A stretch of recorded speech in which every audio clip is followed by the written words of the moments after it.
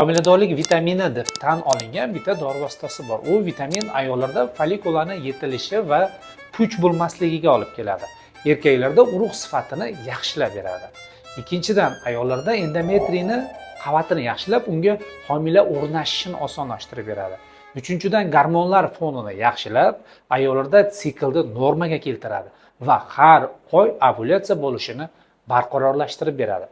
To'rtinchidan, erkaklarda urug' sifatini yaxshilashdan tashqari ularni harakatini 34% ga oshirib beradi. Bu ilmiy tasdiqga ega.